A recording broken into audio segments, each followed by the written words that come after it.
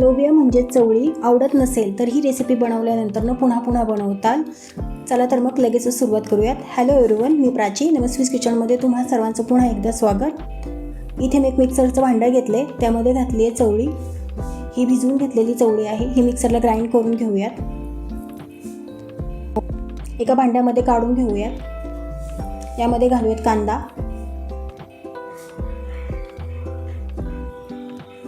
एक मीडियम साईजचा कांदा बारीक चिरून घेतला आहे. याच्यामध्ये घातली आहे 1 टीस्पून इतकी कुरिअँडर पावडर म्हणजे धनिया पावडर. याच्यामध्ये घातला आहे हाफ टीस्पून चाट मसाला,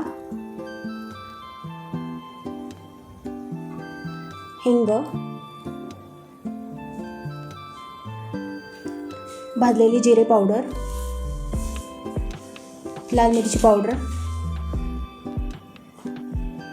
1 ते 2 बारीक चिरून घेतलेल्या हिरव्या मिरच्या आणि आले लसूणची पेस्ट, मुठभर कढीपत्त्याची पाने चिरून घातली आहेत आणि थोडीशी कोथिंबीर घातली आहे. याच्यामध्ये घालूया चवीनुसार मीठ. हे मिश्रण चांगलं मिक्स करून घेऊयात, अगदी एकजीव करून घ्यायचे. आता याचे वडे थापून घेऊयात. छान असा शेप देऊन याचा वडा बनवून घ्यायचा आहे, म्हणजेच टिक्की बनवायची आहे. मी इथे सर्व टिक्की बनवून घेतल्या आहेत.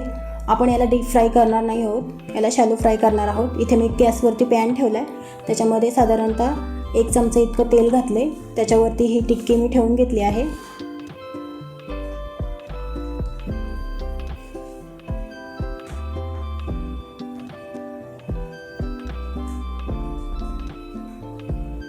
अगदी सोनेरी रंगावर येईपर्यंत आपल्याला ह्या टिक्की भाजून घ्यायच्या आहेत, म्हणजे शेकून घ्यायच्या आहेत. आपल्या लोबिया टिक्की तयार आहेत. रेसिपी आवडली असल्यास नक्की ट्राय करून बघा. ही लोबिया टिक्कीची रेसिपी कशी झाली आहे हे कॉमेंट सेक्शनमध्ये मला जरूर सांगा. व्हिडिओ आवडला असल्यास व्हिडिओला एक लाईक आणि चॅनलला सबस्क्राईब करायला विसरू नका. चला तर मग पुन्हा भेटूयात अशाच एका नवीन व्हिडिओमध्ये. तोपर्यंत सर्वांना बाय बाय.